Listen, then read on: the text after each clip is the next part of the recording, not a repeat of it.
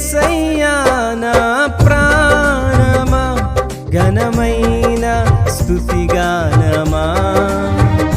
అద్భుతమైన నీ ఆదరణే ఆశ్రయమైన